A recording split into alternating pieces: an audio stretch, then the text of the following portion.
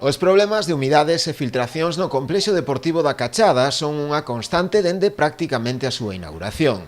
Nos últimos anos a situación foise agravando aínda máis debido á antigüidade das instalacións e á necesidade de levar a cabo unha reforma integral da cuberta. Sabedores deste problema, dende o Concello puxéronse mans á obra a executar con fondos propios unha reparación provisional da cuberta, mentres non se poide efectuar unha reforma integral de maior envergadura, para o que sería necesaria a implicación doutras administracións. Corría o risco de que as instalacións non puideran ser empregadas nos adestramentos e nos partidos oficiais polo náutico Boiro Voleibol, que milita na Superliga 1, a competición de voleibol máis importante a nivel nacional. Nos propuñía o club de vólei e que non podían estar a expensas de se iba a chover ou non iba a chover.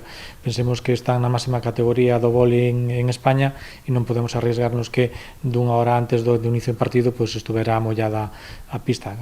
Con estas obras subsanamos momentáneamente ese problema, pero dentro do Concello que queremos é cambiar totalmente a cuberta porque é necesario, porque está nas últimas. Este é un apaño de última hora, pero bueno, con garantías de que non vai a chover, aínda que é unha obra importante, pero eso que nos queríamos garantizar é que non chova no interior do pabellón. O Concello aproveitou tamén para realizar un lavado de cara ás instalacións, traballando no acondicionamento do piso de madeira, que en algunhas zonas presentaba deficiencias, e tamén no pintado do campo. Están todos os operarios do Concello ali xa con pintado de pista, pintado de paredes, arreglando baños, que estamos lle dando un lavado de cara ao que é todo o pabellón do Is da Cachada para telo a punto para o inicio da Liga de vólei. Nos últimos anos as instalacións xa foron obxecto de diversas actuacións e reformas, entre as que se incluiu a remodelación do ximnasio.